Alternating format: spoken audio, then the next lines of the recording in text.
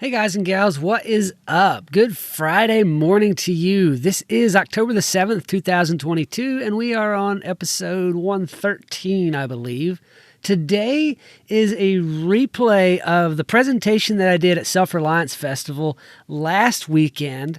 I talked about the DISC model of human behavior, and my presentation was titled Bridging the Personality Gap. The audio is a little bit off because I was recording from my phone with a like a Bluetooth mic connected to it, and so it's not a perfect sound, but it still sounds pretty good. You can hear what I'm saying and all of that. It's just going to be a little bit different than what you hear on my mic, but I had a lot of fun doing that presentation. I've never done something like that before in my life, in all of my nearly 36 years. And I really actually kind of enjoyed doing that. I wasn't sure if I would flame out and forget everything I had to say, or get up there and just get the nerves and not be able to say anything and get tongue-tied. But actually, I felt like I did pretty well. I think I could do better in remembering more of what I have to say instead of relying on my notes so much just to keep being able to move forward with the presentation. But I hope you enjoy it. Listen in, check it out. Let me know what you think. It was a lot of fun. Here you go. Bridging the personality gap. So I hope you guys can forgive me. This is my first ever live speech in front of this many people. It's a little bit of virgin territory for me, so forgive me if I finish a bit early. So, yeah, here you go. How have you guys enjoyed it so far? Yeah? Awesome. So my work here is done, right? Because if everybody's enjoyed it, it's been a great speech, my work is done, right? No? Oh, the event. You've enjoyed the event, not the speech. Okay. We'll get into that. So, I don't have a career in comedy, I guess. I'm like Thesia. I'm not going to go into comedy. But you ever notice how different people are? Nicole referenced it a little bit as far as how people think and act and do and say and feel. You know, for me, when I went out to base camp that first time, I'm a get shit done person. But I internalize things. So that first day when I went out there, and I sat there looking at the stairway. I'm going to get rid of this. I sat there looking at the stairway, and I wasn't talking. You know, I was looking at it. I hemmed and hawed around. I kind of walked around a little bit and looked at what needed to be done. It's because I internalize things. I think internally before I verbalize it. If I was a verbalizer, I would have talked through it. I would have said, well, I'm probably going to need 4 2x12s, and I need 6 2x6s, 8 feet long. No, you know what? I'm going to need 6 2x12s. And I would have talked myself in a circle. For me, that would have been confusing because I internalize things before I talk about them. I have to know what I'm going to say before I say it. So a lot of people are different than that. And the fact that there's differences in our temperaments, in the way that we think, in the way we react in a crowd, the way we approach people, how comfortable we are in a conversation, that all has to do with personality. And that's something I love talking about. Britannica defines personality. It says, it's a characteristic way of thinking, feeling, and behaving. It embraces your moods, your attitudes, and your opinions, and it's most clearly expressed in interactions with other people. It includes behavioral characteristics, both inherent and acquired, that distinguish one person from another, and it can be observed in people's relations to the environment and to the social group. So with that in mind, who all here has a personality? Everybody? This guy didn't raise his hand. He might not have a... No, everybody's got a personality, and we're all different. And that's kind of the beautiful thing about it. Some of us are a little bit more vanilla than others, but we've still got personality. And if you can observe personality, you can understand how to build stronger relationships, both in your marriage, with your kids, in business, in all of the things. Like everything that has to do with people, which is nearly everything in life, you can use the understanding of personality to build a stronger relationship there, bridging that gap. That's why I call this bridging the personality gap. So there's a lot of different personality models out there. I'm partial to the DISC model of human behavior, which sounds a little bit boring, but it's where I'm going to, excuse me, I'm going to build a model for you today that's going to help you to understand how to use the information to better interact with other people. So, let's see. So we've got a big circle here which encompasses the whole of human personality. And if I just say, okay, this is personality and there's me, right? Here's Nicole, maybe this is Jack, this might be Tim, you might have Thesia over here, but you don't know how to implement this information or what any of that means. But if I draw a line through the center of it right here, then you begin to see how, where people fit in on the model just a little bit better. Like you're like, okay, so now I obviously know that I'm down here. I'm underneath the midline. They're higher above the midline. But you don't know what that means. So there's a couple of questions that we can ask to kind of determine where we find ourselves. And as I build this model, I'm not putting anybody in a box or trying to define somebody or put you somewhere like label. We're not adding labels. It's just something to understand people better. But what we can do to understand where we fit in here is ask ourselves, am I more outgoing or am I more reserved? I'm just going to, my spelling and writing is not my strong suit, as you can tell. I did not get the art in the family. So an outgoing person, they tend to speak and move with higher levels of energy. Their facial expressions, they have more passion, and they're just big gestures. They're all out there. They're all over the place. Reserved people tend to speak a little more quietly, less forcefully, and they're a little more guarded in their expressions and what they say and do and all of that. Nicole told the story of me at base camp. So if she had known this model here, she could have told by the way I was approaching building the stairway, because I stood back and thought about it. And it took me a while before I said anything. She would have known that I was more reserved because obviously I'm standing there not saying anything. I'm not talking it out.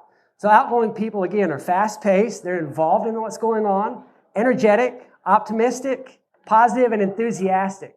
Their focus is on talking things out. Okay, they say things. My wife is the outgoing type.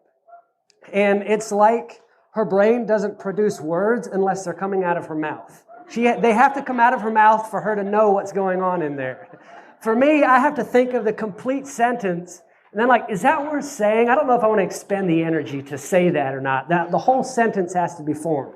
Otherwise, I don't say anything at all. And I think there's a lot of people that, you'll identify with the outgoing or the reserved side of things. So I was going to tell the story that Nicole told, but she beat me to it. So the other thing that we can ask ourselves, this gives you a little bit of information here, but do y'all like pie? Who likes pie? I like peanut butter pie, right? Any other peanut butter pie lovers? Thank you, yes. This is the personality pie, not a peanut butter pie, I'm sorry. But draw a crosshair here. The next question that we can ask ourselves is, am I more task-oriented or am I more relationship-oriented? Right? Okay. And the way that we can see this, picture with me for a second.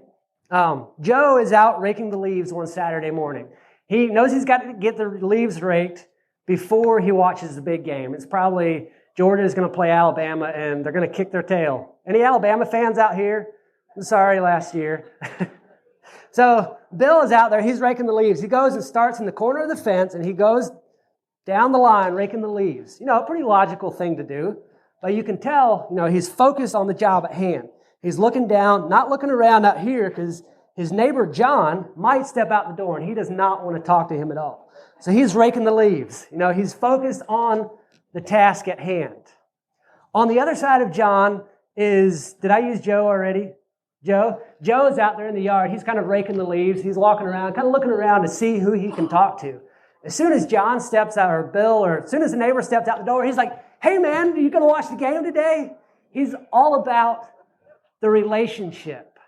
So you can see just in the little bit of observation, the difference between a task-related person and someone who likes the relationships.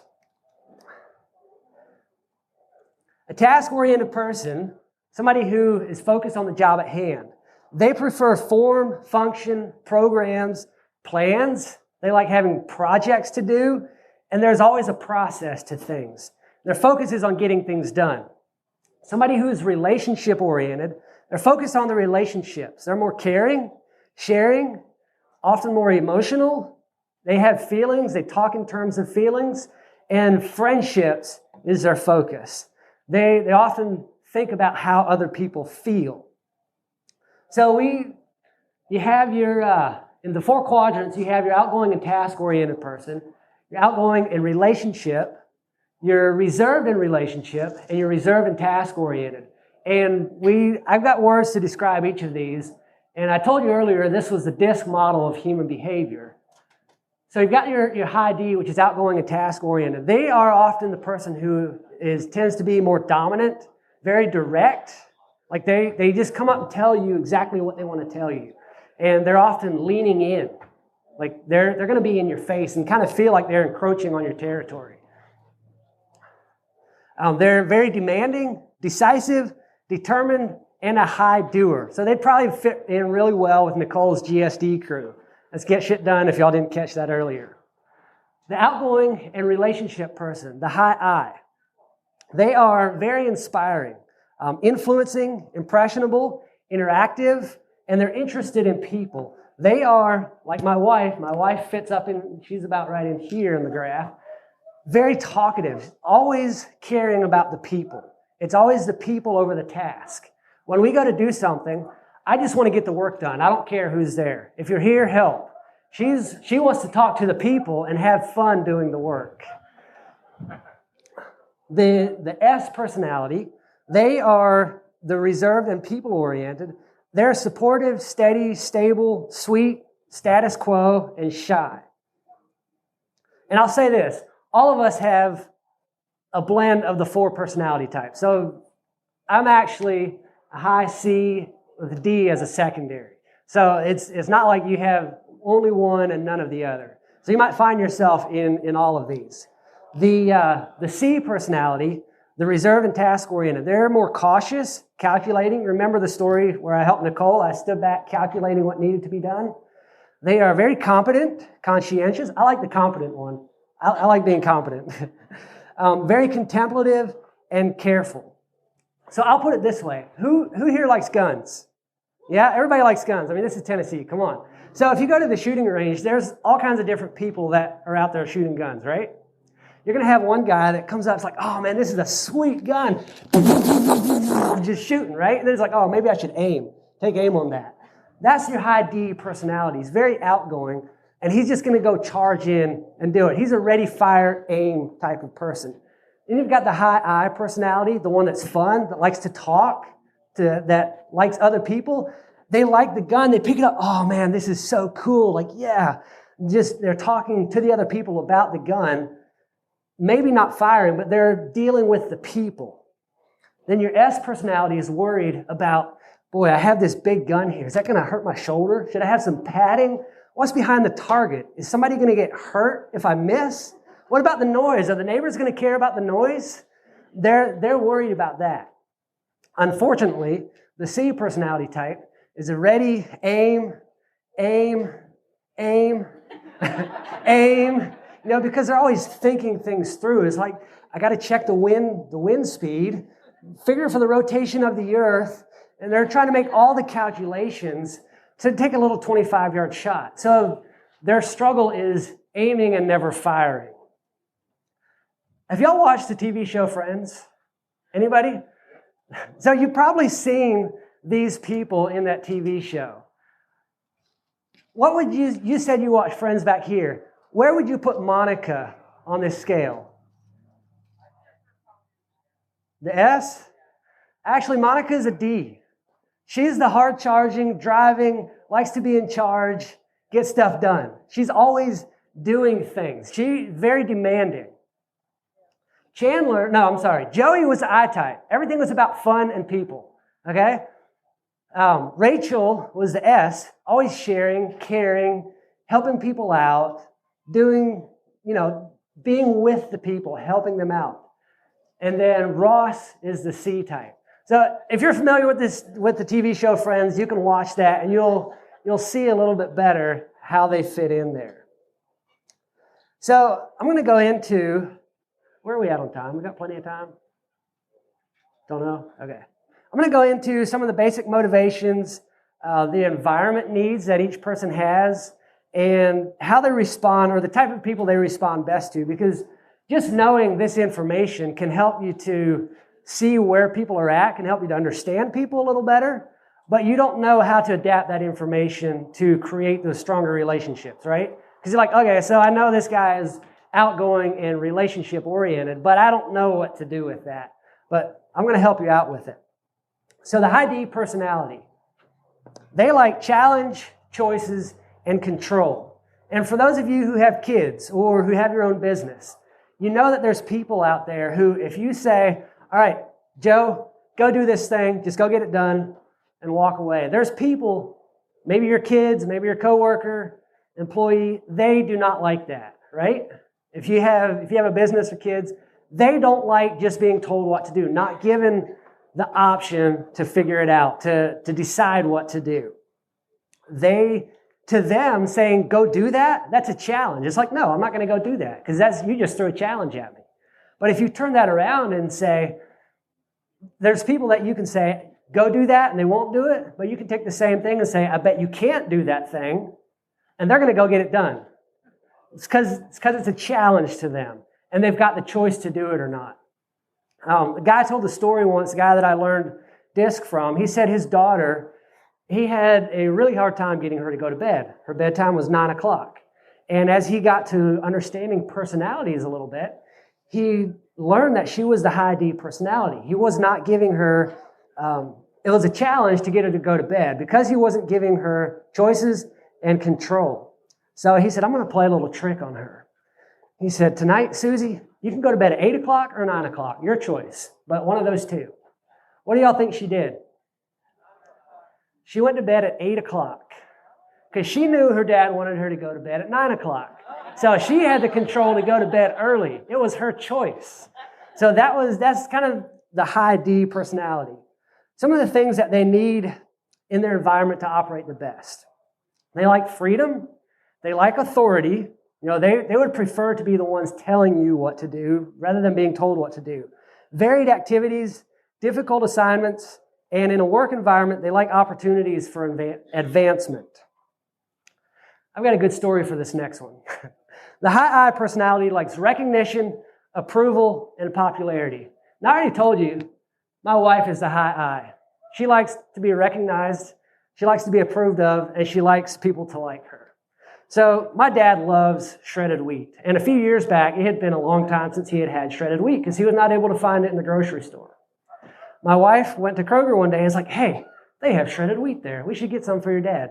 So next time I went by Kroger, I swung in there, grabbed a couple boxes of shredded wheat for him, took it home, presented it to Dad. Was like, hey, we found some shredded wheat for you. Here you go. And he thanked me. He's like, wow, I thought they didn't even make this anymore. Thank you so much.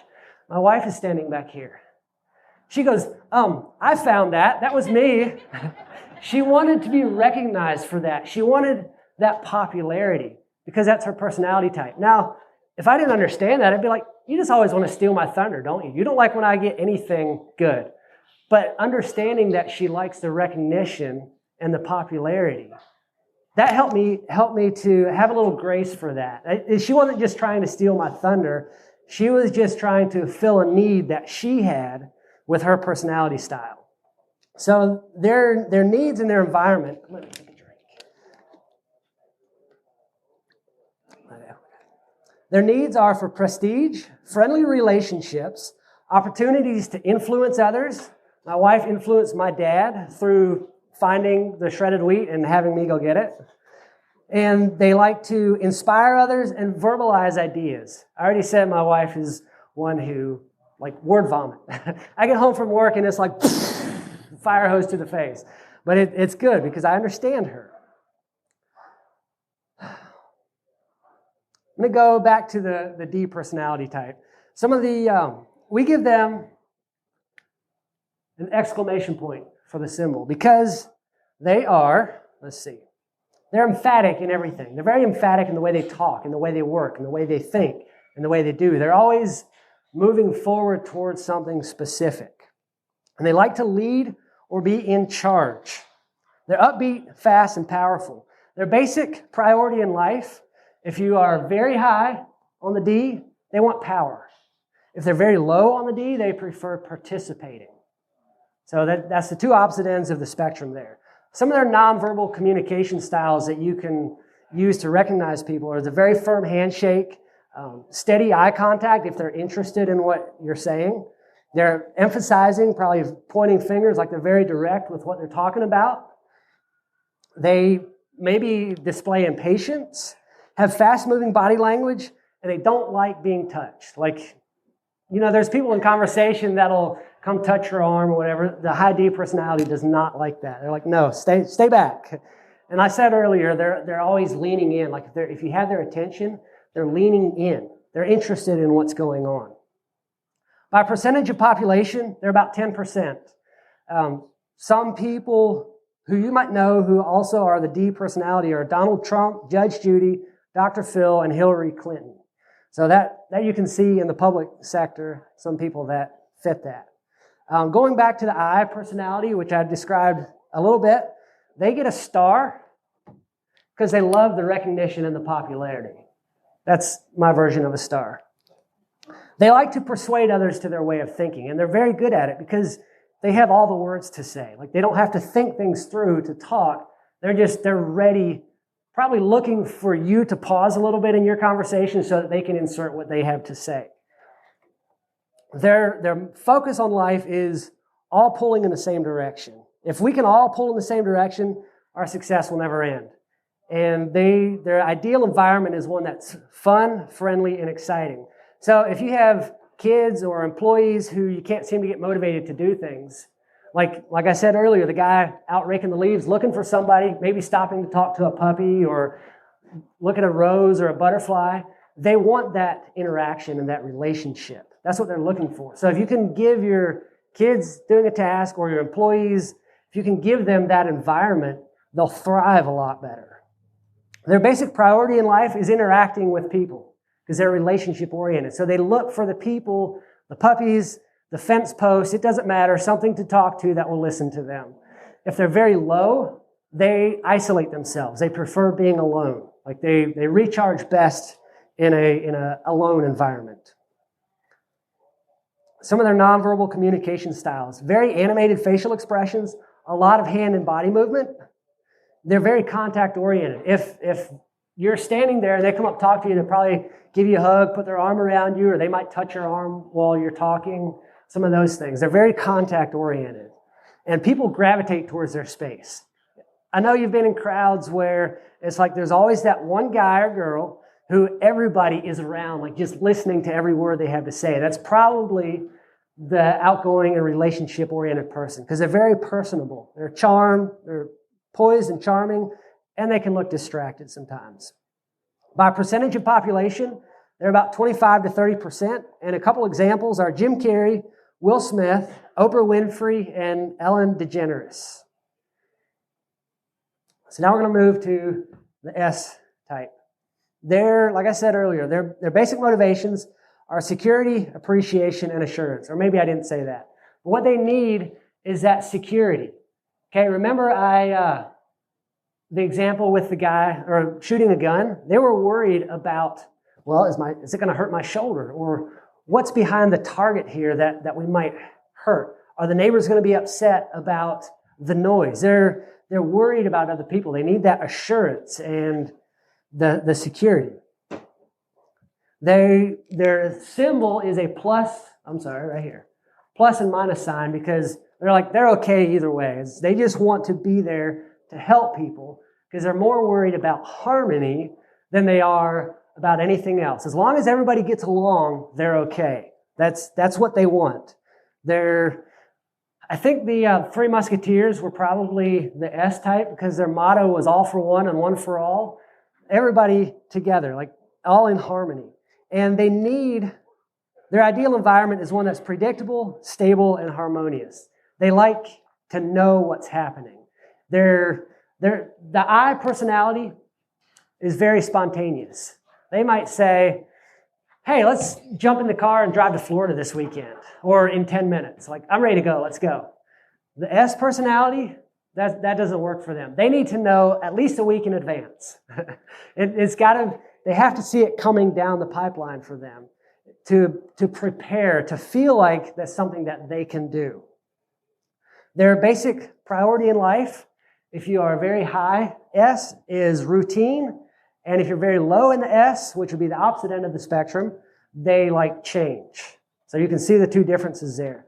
Nonverbal communication styles, they wear low-key colors, conventional styles, conventional vehicles, maybe drive a minivan, intermittent eye contact, gentle gestures, patience, slower-moving body language, and they're very reassuring and supportive.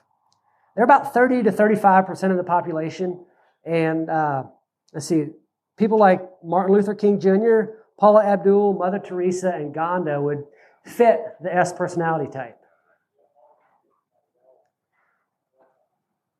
On to the C, the cautious personality. Their motivations in life, the things that they need, are quality answers, excellence, and value. Something that they're really good at is asking questions. I'm a high C personality. Somebody once asked me how many questions a C asks, and I said, well, how many questions are there? They're going to ask a question back to you. They like clearly defined tasks and explanations.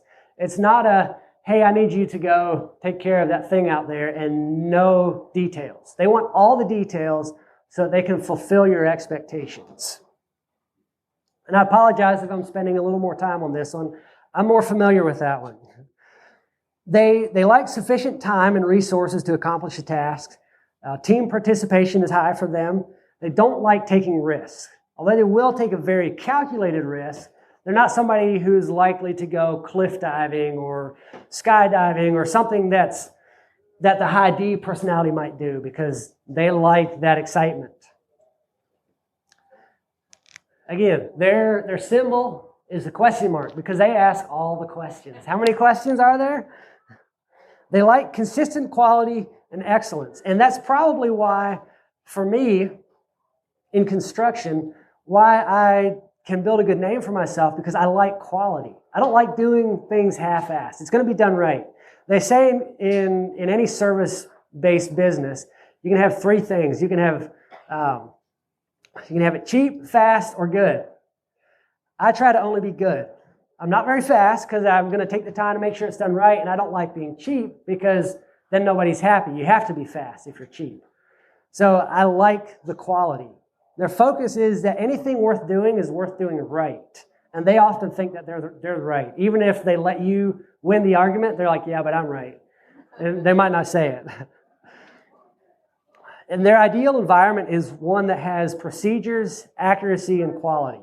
So if they are in, say, a work environment that doesn't have clearly outlined procedures in place for how things get done, you'll probably lose them because they like the procedure. They like the step-by-step. They need to know what needs to be done and how you like it done. A high C personality, they like facts. Like, tell me the facts. I don't care about your feelings. You know, those come later. I want the facts. So a low C is on the feeling side of things. But nonverbal communication styles are very formal and conservative, probably faultless grooming. I don't do that. They have very conservative clothes with matching accessories, non-emotional.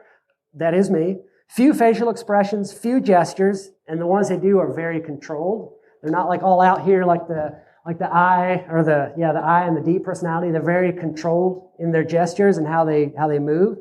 They're slower moving and they're very assessing. Like Nicole said, when I came to do her stairway, I stood around and kind of looked at it a while. I was assessing what needed to be done. And they will retain their ground in stressful situations if they can rely on concrete facts. If they know they're right and they can present you with the evidence, they will stand their ground. By percentage of population, they're about 20 to 25%. And people like Diane Sawyer, Clint Eastwood, Tiger Woods and Martha Stewart are also the high C personality. So what'd you think? I cracked a couple of jokes. They fell flat, so I don't have a career in comedy. But yeah, let me know what you thought about it, where you find yourself on the DISC model of human behavior, a high D, I, S, or C. And was it clear? Were you able to understand it? Do you want to get your own DISC personality assessment? If you do, check the link in the show notes. I have a link where you can go get your own personality assessment, and it'll tell you a lot about yourself and about how you can build stronger relationships with other people. So go check that out. Link in the show notes. Do good work.